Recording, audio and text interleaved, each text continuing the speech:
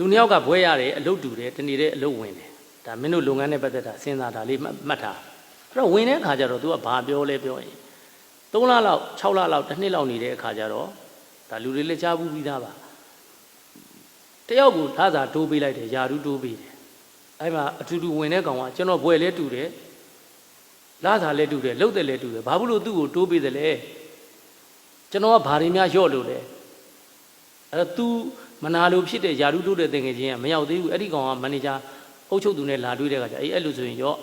မင်းကဒီပတ်စံ1000ပေးလိုက်မယ်ဖရဲသီးသွားဝယ်ကြီးဈေးထဲမှာဟာဒါနဲ့ယာရုတိုးတာနဲ့ဘာဆိုင်လဲဆိုင်မဆိုင်အချိန်တိုင်းအဖြေပေါ်လိမ့်မယ်မင်းသွားဝယ်ကြီးဆိုသူသိကျင်တာယာရုတိုးတာဘာကြောင့်လဲသိကျင်တော့ဖရဲသီးမြန်ဝယ်မလားနှင်းဝယ်မလားမြန်ဝယ်မလားနှင်းဝယ်မလားမင်းတို့လူတွေကြီးပဲမြန်ဝယ်ချလာတယ်တွေ့တဲ့ဖရဲသီးဈေးလည်းမစစ်ဘူးပုတ်လာကောင်းလာလည်းမသိဘူး1000မိုးဘယ်နှလုံးတော့ဘလောက်တုံးဘလောက်ဘတ်ဆိုဝယ်ပြီးပြန်လာဖရဲသီး3လုံးဆွဲပြီးဆင်းလာတယ်ခဏထိုင်ခွဲသမောင်ကဖရဲသီးစားကြည့်သမောင်တစ်လုံးကချိုးတယ်တစ်လုံးကမချိုးဘူးတစ်လုံးကပုတ်နေတယ်အေးခဏထိုင်ဟုတ်ပြီခဏနေတော့အဲ့ယာတုတိုးတယ်ဆိုတဲ့တငယ်ချင်းရောက်လာတယ်ဟာရောက်လဲလားအေးဘယ်သူအေးထိုင်ကွာဟာဟိုကောင်ဟာတငယ်ချင်းဘယ်တော့မှရောက်အောင်ဆရာဘာကိစ္စကျွန်တော်ဘာလုပ်ပေးရအောင်မလို့ဝင်လာကြတဲ့ကသူကဘာစပြောတာလဲ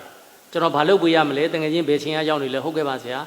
ပြောလာတယ်အေးအဲ့လိုရောက်ဒီမှာပတ်စံ1000ယူသွားတယ်ငါဖရဲသီးသွားဝယ်ပေးသားဖရဲသီးလေးပတ်စံ1000ကန်ပြီးလုပ်သွားတယ်ဟိုကောင်ဝယ်တော့က3မိနစ်5မိနစ်နဲ့ပြန်လာတယ်ဒီကောင်က15မိနစ်လောက်ကြာခဏနေလေလို့ဖရဲသီး6လုံး9လုံးလောက်နှစ်ဖက်ဆွဲပြီးတော့ကြွကြဲဟိုကောင်တော့တစ်ဖက်တည်းဆွဲဒီကောင်ကြမနေဖြစ်သွားနှစ်ဖက်ဖြစ်သွားတယ်ချတာတယ်ဟာရောက်မေဖရဲသီးတွေများလာကြီးလားများတယ်ဆရာတဲ့ခုနတုန်းကကြီးကယူနီဖောင်းနဲ့ကောင်လေးတယောက်တော်မှဒီမှာဖရဲသီးဝယ်သွားတယ်ပြောလို့အဲ့ဒီဆိုင်လေးကျွန်တော်ရောက်ခဲ့တယ်တဲ့တကယ်ချင်းခုနမင်းဝယ်ခဲ့တဲ့ထင်တယ်တဲ့ကျွန်တော်အဲ့ဒီဆိုင်ကိုချက်ချင်းမဝယ်ဘူးတဲ့တကယ်ချင်းဝယ်တဲ့ဆိုင်ကိုနောက်2ဆိုင်3ဆိုင်တိုးဝယ်တဲ့အခါမှာ1000မိုးဒီကောင်3လုံးရတဲ့အခါမှာဟိုဘက်ဆိုင်မှာကြောက်1000မိုးကို6လုံးရတဲ့ဆိုင်တွေ့တယ်တဲ့အလုံးကလည်းကြီးတယ်တကယ်လို့ကျွန်တော်မေးခဲ့သေးတယ်ဆရာတဲ့ဒါမျိုးကနောက်ထပ်ဘယ်နေ့ဘယ်ရက်ကိုဝယ်မယ်ဆိုလို့ရှိရင်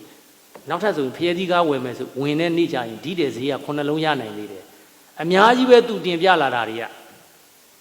အဲ့တော့1000မိုးပေးလိုက်တယ်1000တန်တရွက်ချင်းတူဖရဲသီးဘယ်နှလုံးกว่าလဲ3လုံးกว่าအဲ့တော့ဟိုကောင်မေးလိုက်တယ်ကဲမင်းနဲ့သူနဲ့ယာရုတိုးချင်းလာသာလျှော့ချင်းတိုးချင်းရဲ့အထိပ္ပယ်မင်းသိပြီလားဟုတ်ကဲ့ပါဆရာကျွန်တော်မှားပါတယ်သူကသူပြန်ထွက်သွားတယ်လောကကြီးမှာခိုင်းလို့ရတဲ့လူနဲ့သုံးလို့ရတဲ့လူနှစ်မျိုးရှိတယ်နော်